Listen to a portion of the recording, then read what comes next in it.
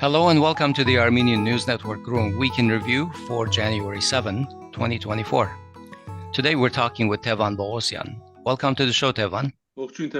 Thank you, Asbed. Thank you, Hovik, for the invitation. Welcome, Tevan. So for the past few decades, the tradition has been that the Catholicos of all Armenians addresses the nation on New Year's Eve, followed by addresses by the top leaders like the president or the prime minister. Reportedly, at the last minute, public TV tried to switch the time of the Catholicos' address to an earlier slot to be shown during the evening news, but Echmiadzin refused it. As a result, the address of the Catholicos was not aired on December 31st, 2023.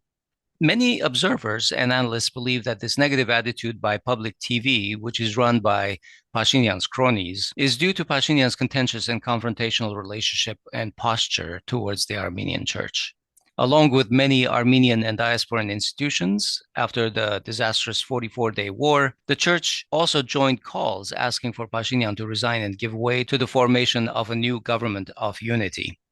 Tevan, Pashinyan's relationship with the Armenian Church has been on the rocks since 2018. So what brought on this escalation at the turn of this year? Thank you, Asbed, for the question. Actually, the problem is standing in a much deeper issues. Even we see now the replication of the one-day event and discussing it, but we need to really look into the roots.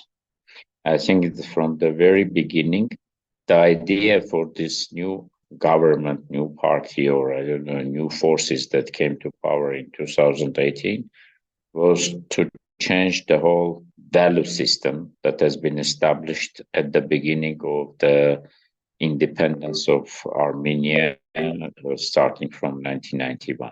The role of church, as you can remember, it hasn't been a first event when some forces has been attacking Armenian Apostolic Church. Remember, there was even case when personally people tried to hit Catholicos. Remember situation when some group has been blocked, a lot of people in Echmiadzin. Remember all so much cases going on the logic of corruption, not paying taxes and something like this. I think all these topics has been driven to the one to take off the values, traditions, our national, very important institution, church, out of the part. And I think it's the consequences not only of globalization, but it's also has been a targeted policy of them from the very beginning. In fact, if I just may add, Tevan, you mentioned that the Catholicos was physically assaulted. The movement behind that, called Nur Hayastan Nur Hayapet, New Armenia, New Father, some of the individuals involved in that directly were appointed into government appointed positions. And of course, we always served that there have been many, many instances of friction between the church, actually outright attacks, even Pashinyan promising to bring the clergy to their knees, both physically and figuratively, if they go against the government. So that makes sense a lot that you say that that has been the plan from the beginning because it fits a pattern. Now, my question is, what can the church do in the face of such an aggressive and adversarial government? Many people blame the church for not doing enough to talk against Pashinyan as he's handing over one land after another. But the same people who support Pashinyan are also members of the church. So the church has a delicate, balancing act to perform. Do you think it's doing a good job in that? Like it's always need to go with the logic of the values, I think, also in the personal life. Yes, Soviet heritage plus a lot of things in our life has turned, unfortunately, into the very, how to say it, very performance logic, not the content, but just performance. The way how the wedding's taking place, the way how, I don't know, some events has been taking place. Instead of going into the deep service of the content, what is Christianity, really the role of church, the education of belief and everything. I think really we miss a lot of time because of some objective points. But my hope was that with the inclusion in the educational system, the history of Armenian Church, and also trying to come up with the new logic of education of values, national values, it should be on a much higher places. With entering like a new independence. Remember, even the church representatives was in the HHS government, right, from the very beginning. But unfortunately, it's very much personalized. Later on, some people have seen something which has been not in their understanding logic of fairness, like some clergies have some good cars or something like this. And in the front of the whole general picture of situation in Armenia with understanding what is the justice, come to the point when a lot of people has been assessing based on the material elements, not on the psychological, not on belief, not on soul, but everything has been on the logic of materialization, and globalization has hit a lot of many of these issues. I think on that regard, yes, there is a lot of work that church as an institution should do to preserve Armenian national values, Armenian belief, try to help, and so on. And church has done a lot of things, but sometimes didn't even show, didn't present it, not putting a lot of emphasis on many educational projects. I think that this has required it also proper time, but also a lot of things has been presented that how much church has helped, specifically in Artsakh, on security issues, on getting people support on many, many important issues regarding security or humanitarian aid issues, never put it on the PR point, considering that it's kind of a things over which they need to do without PRing. But the world has changed. Unfortunately, world become much more materialized. Marketing and PR has been very much there. And even if something has been happening with some other small groups, church has been not trying to put into that part. We still like Armenia has institutions, many. And all of the institutions has their omissions, has their failures, and the same has been related to the church, and it's objective. It's part of this objective as an heritage from Soviet Union, part of this objective because of the financial situation, part of that objective because many times people has been trying to utilize their personal life in a different way. It has been there. We need to really clean up all those things. That's why trying to say that, the parliament could be bad one, the government could be bad one, judicial system could be bad one. I don't know, some other institutions could be bad one, but church should be always only perfect. It wasn't in reality. Let's not forget that people who is serving in a church, they are also part of this society. And if in society we have some illnesses, some kind of the situation would be also there. And how much church has been trying to really fight or do a lot of things, there was omissions. And specifically also on the way how we has been judging. What if in my value system, everything judged on material level, not on psychological, not on nationalistic, then what church should do? They need to work with me. They need to educate in something else. There was a lot of TV programs. There was a lot of radio programs. But if I'm not listening to them, how it would be there?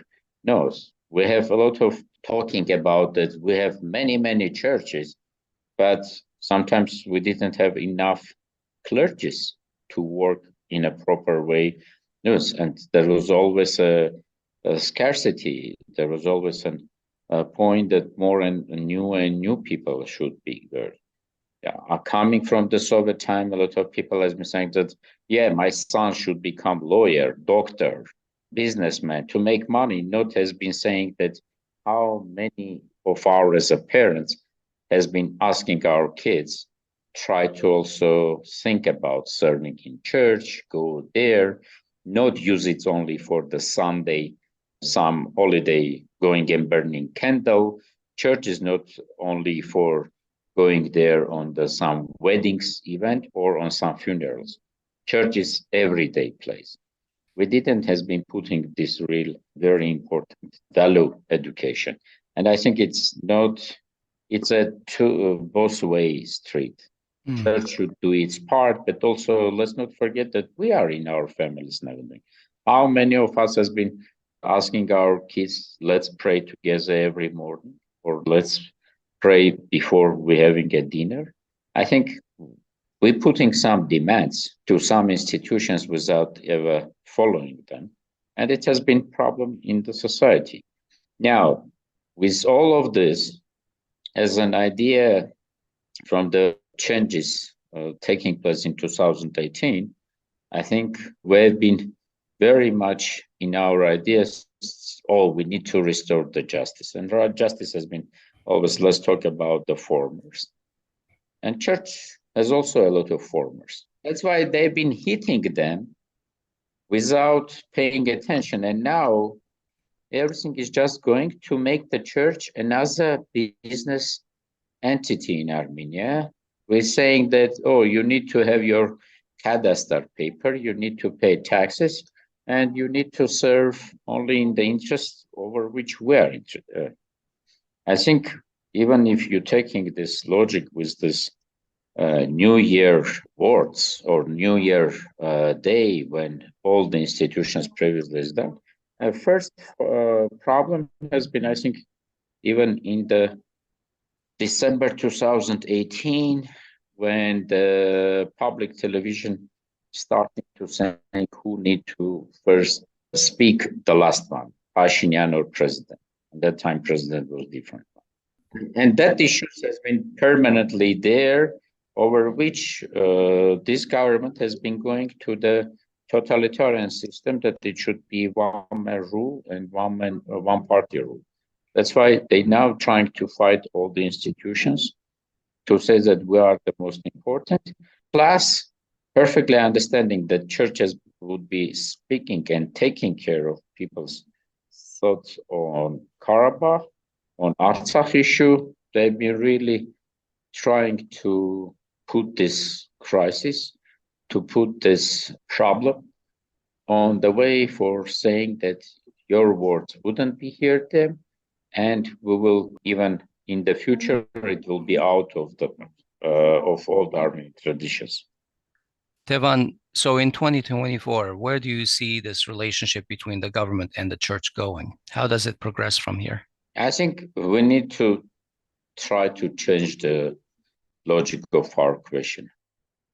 In 2024, how church would be working with the nation, and nation would be really understanding its values are working. Because if the Armenian nation and church work together with the government, not to follow. So like this government decide to change our independence declaration plus constitution. In both documents, church has its own place. Now, with all these changes, they would be even trying that in the future, they would eliminate the specific role of Armenian church for the preservation of the nation state, because they are not caring about Armenian nation. See, like the old statements of last, which they saying specifically, like the motherland is a state and state is motherland, is about, it's not in the future, if they continue, it wouldn't be a republic of Armenians. It will be a republic with, in the brackets, could be calling Armenian Republic, but it's Armenian is just a name without content. Mm-hmm. Because I believe that people in 1991, in the 1990s, after the Karabakh movement, in 1988, has been thinking about Armenians first. It has been Republic of Armenians, about Armenians, and for Armenians. Not just let's establish it as a business which called Republic. Yeah, Tevan, I just want to mention something that you took my worries right out of my mouth, because one of the questions that I had written, but I didn't ask, was, do you see this government trying to remove the special status of the church, which is not much, but I think it's significant that Armenia is a Christian nation guided by the Armenian Apostolic Church. I think that I'm worried that this might be a target by Pashinyan in the coming years, especially as they're trying to change the constitution. But let me move to the next section. So in the past few weeks, various Armenian regional officials, for example, governors or marspets, have been apparently fired and replaced. Officially, they resigned, but we know how those things work. Aram Khachaturian, former governor of Lori, Edward Hovhannisyan, governor of Armavir, Arat Grigoryan, governor of Zangezur, and even the reinstatement of ruling party loyalist deputy governors, as well as various cabinet ministers shuffling between appointments. The sackings happened after Pashinyan's public visits to those regions, where he inspected infrastructure, for example, toilets, school, locker rooms, and found like minute deficiencies that were shown very publicly. Like, I think at one point he tried to remove a clothes hanger in the locker room, and it came off. He visibly gave the shower head, which looked cheap to him, and he gave it to the education minister and said, find out about this. Like, I'm assigning you to find out who did this. And essentially publicly fired all of the people responsible. Analysts believe that we may be seeing early indications that civil contract is planning early elections in Armenia. There have been more frequent civil contract leadership meetings chaired by Pashinyan himself. Also, on the show, we discussed that Ilham Aliyev has pushed for early presidential elections in Azerbaijan. His so-called re-election will happen next month, February 2024, instead of the originally scheduled October 2025. So the main question, I think the most important one for us, is, are we indeed seeing the ruling party push for early national elections in Armenia? And if so, why? Your described scenario has a full legitimacy to exist. The same way is just Pashinyan every day trying to change the agenda and take the whole attention of society from the most important issues. And this time I do believe honestly that he perfectly knows which school he is going, what he needs to turn off it, which shower he needs to taken off and given to there. And I think it has been very interestingly orchestrated points. Try to get the very interesting agenda setting. That the whole nation would be discussing, shower, toilet, hanger, asphalt, walking over the water and so on. Or volleyball place, is it good or bad or something like this? Yeah, he was on a basketball court, I think, right? On basketball court has been discussing much more about volleyball possibility. But I think idea was here, try to hit or establish for the future many scenarios or possibilities. First, for some group, it would be, oh my God, see the guy, he's checking, he's doing this, he was providing oversight. But this is very populistic, because in reality, oversight, Armenia has a legal system of oversight. And if the building reached to this point and should be ready for kids to go there, it needs to be endorsed by oversight various institutions. Why none of them has been fired? Right. Who has signed it? And in some places, it could be criminal cases. Yes. We didn't hear that this is the part. And second, that oversight institutions are not working only on the last day. They procedurally laws demanding from them that they need to work every day, starting from the fundament, building, wall, cement, I don't know, all other stuff. And it should be on the permanent their task.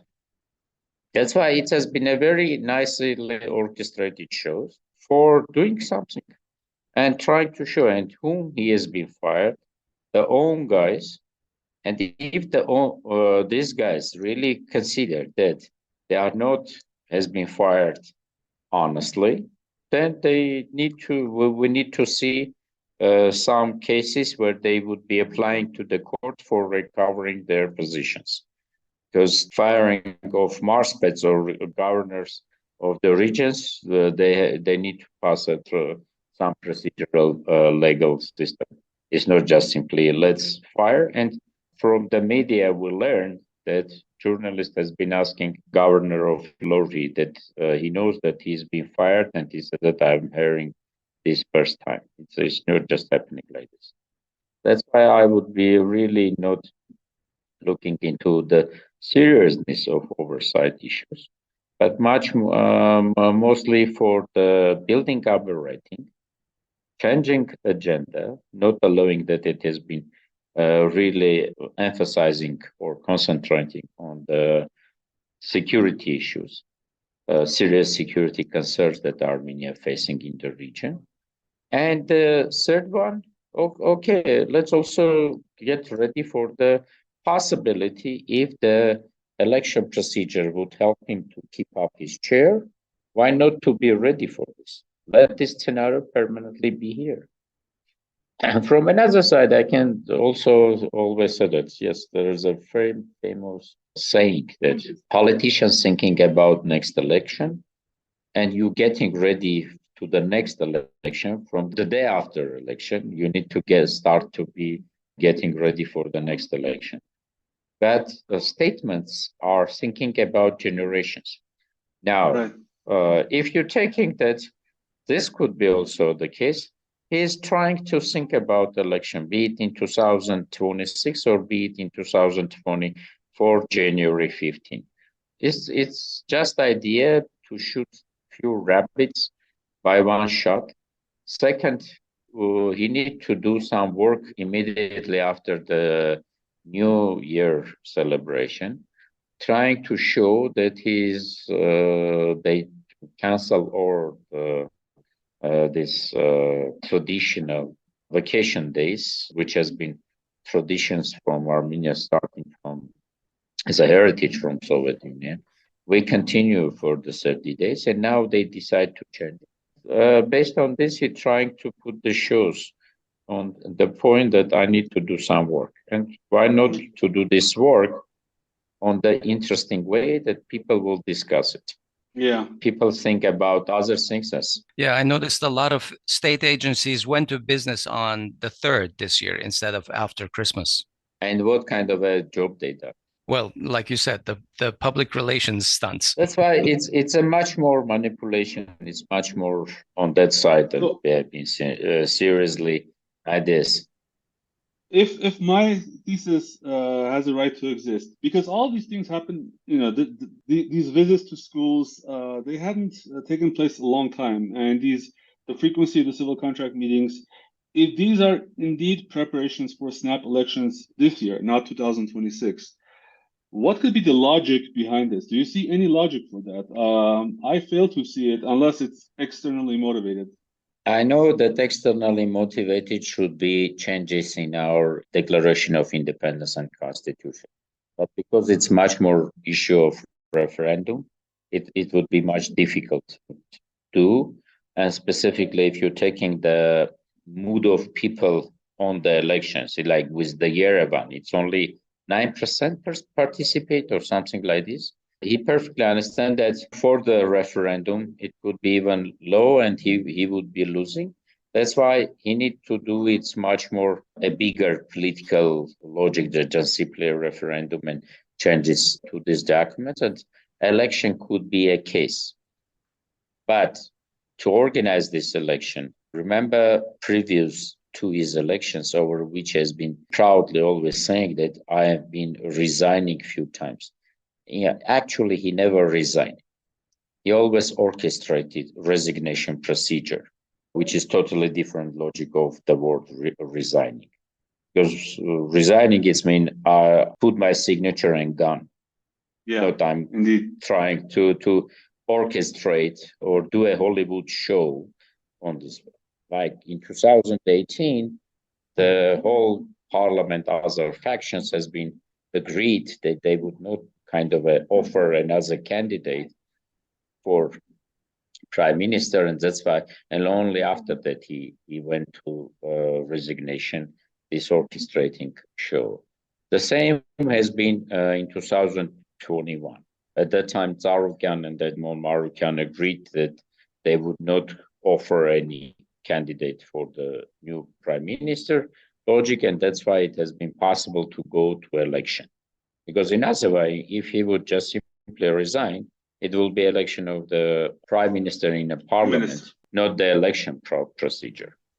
Now, with taking now the situation with this parliament, I don't think so that he would be able to manage a deal with Sir Sarkisyan and Robert Kocharan, trying to ask them please not to put any candidate name, that we will reach to the point of early elections. That's why to organize early elections is a very difficult or much longer procedural issues. That's why he's trying to maybe orchestrate this crisis of management, crisis of ruling, crisis of situation, that all these situations are going on, trying to maybe out of this get something. See, like we're always forgetting about that. Parallelly, there is a commission working on the constitutional changes, something like this. Who knows? Maybe he would be even offering change of the ruling system in Armenia, from parliamentarian one to go to semi-presidential or something. In reality, it wouldn't be easy to organize on the legal system this time. Would you relate the current events to the Armenian-Azerbaijani negotiations? Yeah, first of all, I think the Armenian-Azerbaijani negotiations are interesting. I don't think so that we need to call it negotiation. Mm-hmm. Yeah. Because I would not call it negotiations. Yeah, then like negotiation is taking place between equal sides, or the weak side is always trying to get something to put the symmetry on negotiation. And that's why it has a special term going asymmetric negotiation, which meaning that there's always some third side which is trying to balancing it, put the symmetry. We didn't see now this situation between the part, and I think by every day we're getting a much more news that Azerbaijan is just simply presenting his demands and not taking seriously Armenian demands or reaching something. I think today there was an interview of another representative of today's ruling government who has been saying that, see, like Azerbaijan giving some promises by words, but when it's coming to the written document, we're seeing some steps back. And I always tell that I don't believe that Azerbaijan is need that. That's why Azerbaijan would be every time getting it, whatever they wish on the ground. And after that, immediately doing a lot of steps back. Why Aliyev need to put the signature on the document for which could be later on used that, guys, you were written promise. He's just simply playing the game. And that's why I don't think so that it's negotiation as a negotiation. It's a process of satisfying Azerbaijan interests whenever it's needed with the United States, trying to give some favor to US when it's needed to EU, when it's needed to Russia, but it's not about Armenia-Azerbaijan negotiation.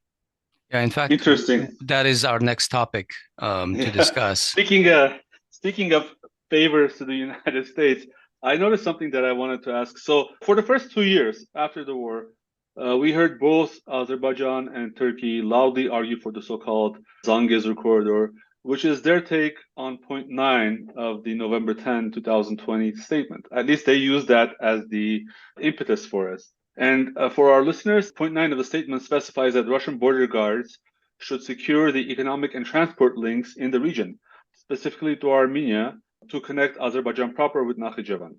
Pashinyan has argued that Erdogan and Aliyev want a, quote, extraterritorial corridor. But then again, this is the guy who signed under a declaration which apparently gives control over transit routes to a third country, to Russia. Sometime after spring of 2023, maybe closer to the summer, Baku and Ankara changed their tune, saying that the Zangezur corridor no longer is interesting to them, since they have a plan B, which goes through Iran. They proceeded to sign paperwork with Iran and ceremoniously started construction of a rail link through Iran, calling this the new Zangezur corridor. Then in October 2023, during testimony in Congress, the State Department's James O'Brien said that the transit corridor through Armenia by force or with involvement of Iran will evoke a, quote, strong reaction, unquote. This was the same testimony, unfortunately, where he said that the US is ceasing official high-level visits with Azerbaijan, and he also said no business as usual due to the ethnic cleansing that happened in Artsakh. But only a few weeks later, he flew to Baku himself and lowered his head in front of Aliyev. Now, as 2024 rolled in, Baku officials are again raising their rhetoric and demanding a so-called corridor through Armenia and using the term Zangezur corridor.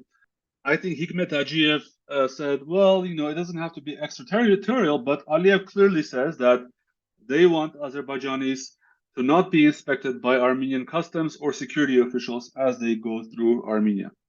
So can we assume, so after all this, let me ask my question. Can we assume that when Azerbaijan uses the term corridor, they really are talking about an extraterritorial corridor from Armenia?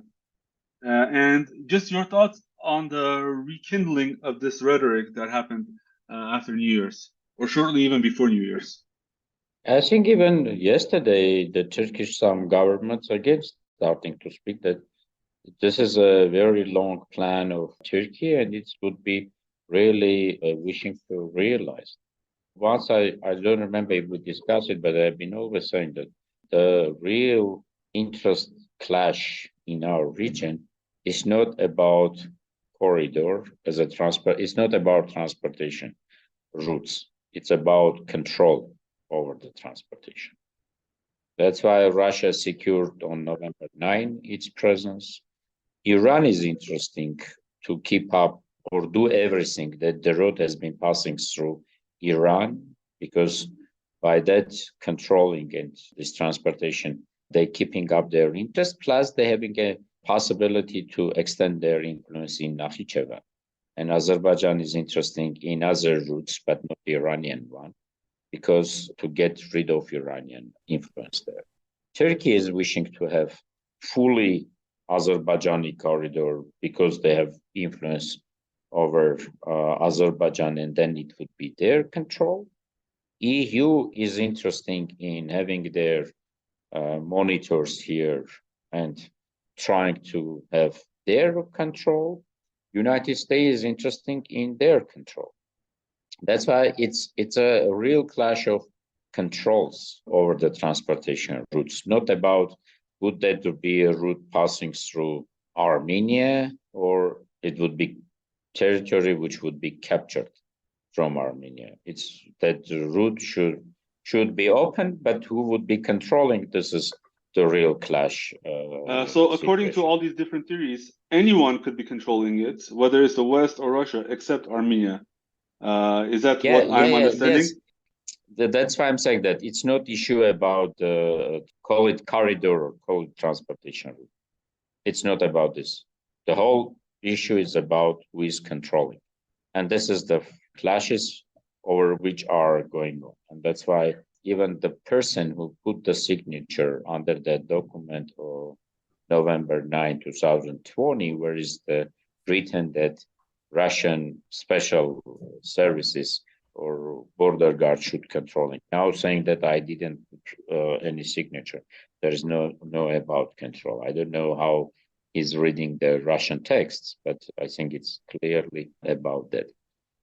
Now, if you're asking me what would be there, yes, Turkey and Azerbaijan are interesting. And this is another point over which both of these countries would be pushing for that. And they are not going to sign any other document if it's not about their control. So let's turn to another piece of news that was released shortly before New Year. 3 Armenian opposition members were allowed to see drafts of the so-called peace treaty that is in the process of negotiation. Confidentiality is an important condition for such access, so the opposition members aren't able to specify any details. However, they did issue a dire warning, saying that after getting familiarized with the document, it only proved its danger and confirmed all their fears. So according to Hayastan Alliance MP İşhan Savatalyan, the treaty in question has nothing to do with peace and will consolidate Azerbaijani gains. In fact, he says that Azerbaijan will not leave Armenian territory. There's nothing about Armenia's 29,800 square kilometers, Artsakh, Armenian prisoners who still remain in jail in Baku, and they, according to him, they will continue to remain there. Border demarcation and delimitation is already excluded. Both sides have publicly talked about that. We know that Aliyev has also alluded to guarantees that Armenia should never again be a military threat to Azerbaijan. That is also, I mean, as if all of those are not worrying enough. To me, that sort of hints at some kind of demilitarization or some kind of points that limit Armenia's military capacity. In your opinion, is this going to be a capitulation document? Are the fears expressed by the parliamentary opposition and a large segment of both the Republic of Armenia and diaspora Armenians, are those fears justified that this is a disastrous treaty to sign? Yes, in reality, as I said, that the lost government will bring another loss. What ways will be expecting? That there will be some documents over which some Armenian interests could be satisfied? Come on. Yes, would be another capitulation document. And on this time, Aliyev every month would be adding another capitulation point. Taking out of from the history books, arresting all the guys who has been talking about Artsakh, never using Artsakh, taking Ararat mountain from all the other places, one and after one capitulations, it would be just simply going on there, and that's why Aliyev is not going to sign any document. See, like one thing need to be even understood from the proper side. Who is the negotiator or representative of the negotiation from the EU? Charles Michel? Yeah. In May, he is out of his office, and I don't know, he would be re-elected or not re-elected. Well, I think he is resigning over the last couple of days, he announced. Even more than that. Then what kind of a guarantor? What is his mind busy? Right. There's no guarantee. Okay. There's also rumors that Toivo Klar keeps wanting to leave his position and he's being convinced to stay on a little longer. First of all, Toivo Klar is the same course Harvard student or Harvard negotiation project student with some Azerbaijani Aliyev's guys. That's why, as once I think I remember that I've been also talking with you on that I think he's on the Azerbaijani payroll sitting. That's why I'm not even considering him. But he would be also going for his future career. But let me also take the case with the United States, specifically Asbed, maybe Hovik. Do you have any guarantee that Blinken would continue? And like in the administration that would come in November, wouldn't be saying no, specifically with the chances of Trump. I remember one thing. I used to be a member of Armenian delegation to NATO Parliament. Once sitting in the summit, and I've been a witness in the open discussions between the European, EU, various countries, parliamentarians, and US Congress parliamentarians who have been sitting there as members of the NATO Parliament. It has been before Trump's election first time. And Republicans, some congressmen, has been saying, and Europeans have been praising about Iran nuclear deal, which Obama has signed and it has been proceeding. And they've been raising issues that, guys, we hope that United States is democracy, and once the signature is put by the government, it would stay as a state document forever. And the US, one of the US congressmen who has been Republican and I think pro-Trump for the first time, so that, sorry guys, democracy is not about that we're signing it and staying. Trump's policy would be to cancel that deal, and the moment when he would be elected, that document would be thrown to the rubbish can, which took place. Now, I didn't hear that what would be the Trump's policy in the future. But I don't know what be the Blinken reaching between Mahmediyarov and Mirzoyan or something like this. But I don't have any guarantees that with the Trump coming and his all interest in Azerbaijan, he wouldn't be throwing into this document which is even negotiated there. Before negotiations, I don't know. Now, case of Russia, March 17. Guys, how we know what would be there, even if we will say that Putin would be re-elected, no question mark, because it's Russia and its traditions. What would be the policy of Russia at that time? That's why I don't know what be really there. And now to think that any document would resolve the issues, it would guarantee something. With the world which is every day taking what is taking place in the Middle East, in the Asia, Korea, China, Taiwan, I don't know, Russia, Ukraine, and something, thinking that any document would be serving for something. Come on. I think this is a nice point for the today's ruling government to present that they're doing something and keeping their chairs. Then even they would be really believing on what they are doing. Content of the document, if I think Armenian Grigoryan has been saying that if this document is not representing interest of Armenia, we are not going to put our signature. Now, this is saying the lost government represents. Yeah. Do we ever think that Azerbaijan would put its signature under the document which are not representing fully Azerbaijani interest?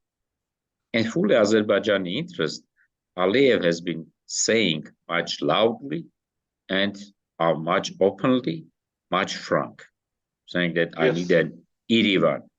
I need to take Sunik and Zangezur, and I need a Tevan.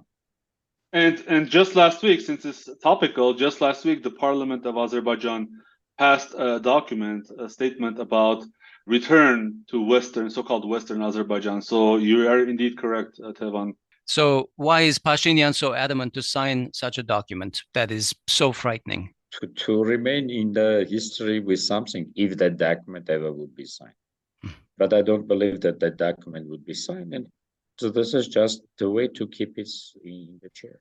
I would not want to go down history with my name associated with a document like this. Yeah, so I don't know what history he's reading, honestly. Yeah, me too. But see, like, well, if we're going to think about something, this was one point over which I said that politicians thinking about next election, statesmen thinking about generation.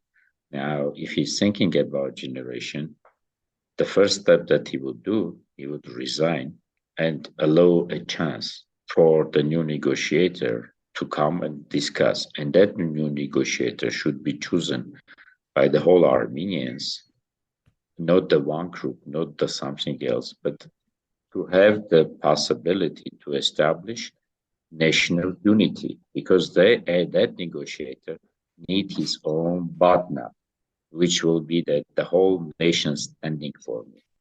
And then people need to be ready to sit down and take his points seriously. Without that national unity, nothing would be there besides of new and new losses. So remember the words of Monte, losing Artsakh, we will turn the last page of Armenian history. We're now in this process, unfortunately, but this is what is going on. All right, let's wrap up our topics here. And so I'd like to ask each of you if there's something on your mind from the past week as the new year started that you would like to share with us. Hovik, you have some thoughts that you would like to share? Well, mine is going to be a little bit long, but I hope I can violate the rules that we normally violate, but a little bit more. So, yeah, I actually wanted to point our listeners to two very interesting podcasts about Artsakh. One of them is called Podcut, and this is by two Artsakhi journalists in the lovely Artsakh dialect, which I cannot stop listening to. And they talk about issues related to Artsakh, their exodus from Artsakh. Another one in a similar tone is called Inadu Podcast, and it's by also two young ladies. And this one is in classical, I guess, Yerevanian, Drakan literary dialect. Why I bring this up, and they'll be linked in the show notes, is because one of the podcasts aroused a little bit of controversy recently. And to be honest, this controversy, I think we need to address this as well. When I was listening to it, actually, I kept thinking about writing about it, and then I decided against it. But on the Imnimini podcast, which is another podcast by two Armenian guys, Narek Samsonian and Vazgen Sagatelian, they made it a scandal, and I think now it's in the open and it needs to be addressed. So what was the topic of contention? The topic of contention was that on this Inadu podcast, the two ladies were talking about what not to say to Artsakhtsis and what not to do to aggravate the situation. And they said that please don't use the term Karabakh clan because all Artsakhtsis also suffered during those years and we're not affiliated with the Karabakh clan. And to me, that was a pretty bad thing to say because, you know, when you use the term Karabakh clan, when you try to distance from it, we don't even know what it means, but you are lending credence to those vile allegations. That term was specifically invented to create inter-Armenian hate, to create hate against Artsakhtsis. And there I go. I use the term myself, but I think we had to in that reference. And I think these girls, you know, if they could hear me, my advice would be to not be afraid to be called Gharabakhti and to not heed any of the hate, especially when people are using terms that are deliberately meant to generate that hate, you know, and to wear it on their sleeve. I think that they should not have gone to the point of distancing themselves from Robert Kocharan and Sir Sarkisian, even though for some it might carry a bad connotation. And what I found missing in Narek Samsonyan's and Vazgen Sagatelian's criticism was this specific fact, because they said, well, you know, your father was also a member of government during those years, so he was also part of the clan. But no, I mean, it needs to be stopped. This is outright racism. And the main point is that you should not use racist terminology to perpetuate that hatred while trying to create justification why you're not why you shouldn't be hated. It's like, you know, I hope I made sense, but I wanted to maybe did I make sense, Asbed? What are your thoughts about this? Yeah, Hovik, I have a couple of questions because I have not listened to these podcasts myself. What do they call in Armenian when you say Karabakh clan? Is it more of I call people from Artsakhtsis because it's a republic. They are citizens of Artsakh. So for me, the word Artsakhtsi represents that exactly. But when somebody says Karabakh clan or something, it's almost like a mafia or something, which is the wrong connotation. No, Asbed, I think it's a stereotypically invented by the ones who has been trying always put the division between white and black, former and nowadays, or something like this, trying to specifically mention that they are from Karabakh. And if in reality they trying many times try to put the Sir Sarkisian and Robert Kocharan, but for example, I never been that part of this. But in many of my YouTube or interviews, when some media is keep open the comments, I've been always after the swearing and bad words about my father, mother, family, and me, myself personally, has been calling like representative of Artsakh. That's why I think what is Hovik saying, it's very important for us to, as you said, that if it's out of me, podcasts and everything could have some these issues on the part and discuss, and it's correct. But I would add using specifically this. What I would be saying that every Armenian in the world think about Armenia, think about homeland, think about motherland, think about its nation on the way to say that I don't need to put the name on the other one. It's not about personality. It's about our institution. It's about our values. It's about our nation. That's why even if I would say that I am from Karabakhzi, I'm from Karabakh, or I'm Artsakhtsi, it wouldn't be making me different of the clan, not clan. What does it mean clan? They have also Leninakan clan. They have also Gyumri clan. And I'm not joking. A lot of people from Gyumri not like when they calling Gyumri. They're saying I'm Leninakans. The real psychological situation of our brothers and sisters, our Artsakhtsis, is a psychological crisis, which is also taking to the health issues. And it would be deepening and deepening. We need to really taking care of them from the psychological side. Any bad word would just make them or leave Armenia or get an illness. And next day, let's say that it's not only our enemy has been shooting and killing them, but it's also us. Is it clan divisions or something like this? I don't know. Guys, when we will be understanding that, let's stop this part. Our issues are much higher and our homeland is requiring for us to take care, not to go and discuss issues which are only supported for the preserving this lost government in the position. That's why I perfectly understand CivilNet could be really good things. Let's say like getting two people and saying that they եկեք մեր լուզվավ խոսենք, եկեք մեր շատ ղաշակ ստի զրույց անենք, նշանակում չի վեր խլունք պենը մսլա։ Խլունք պենը կարիմ անգլերեն էլ ասին, բայց մինակ թա խլունքին իվեշտա լուզվին ձևը։ Now, if you need the dialect, it's good, it should be preserved, but you need to perfectly understand that what I would be saying as a content input. I've been asked today by the journalist, what do you think about Nikol Pashinyan new head? I says, listen, in reality, this man has manipulated to the level that you coming and asking me not about national issues, how to do the national unity, how to get Artsakh back, how not to forget. You are saying that we are caring about Catholicos word. Catholicos in his New Year presentation has been speaking about Artsakh, hasn't been speaking about my appearance. I'm not caring about this head or without head. If Nikol Pashinyan is not speaking about Artsakh, what is the difference? Imagine he didn't wear that head. But again, not speaking about Artsakh. Is it changing content? We turning into the more and more nation of materials and forms, not about content. I would really wish that in 2004 we would be more and more, and I think the words of Catholicos doesn't mean how I like personally or not personally, that content of his words was much more important. Think about Artsakh, live with that, keep up in your heart, keep up in your soul, keep up in your mind. Artsakh, and then Artsakh one day we will return it. Because as much will not be living like this, it would be gone. All right, we're going to leave it there for today.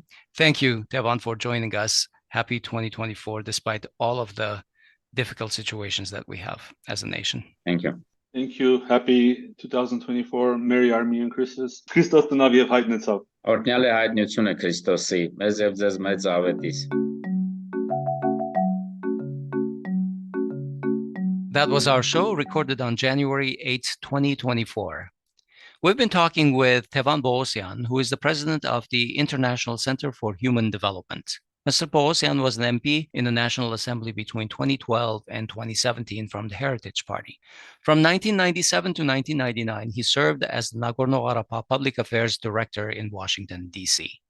I'm Asbed Bedrossian. And this is Hovik Manucharyan. Please find us on social media and follow us everywhere you get your Armenian news. The links are in the show notes. Thanks for listening. We'll talk to you soon.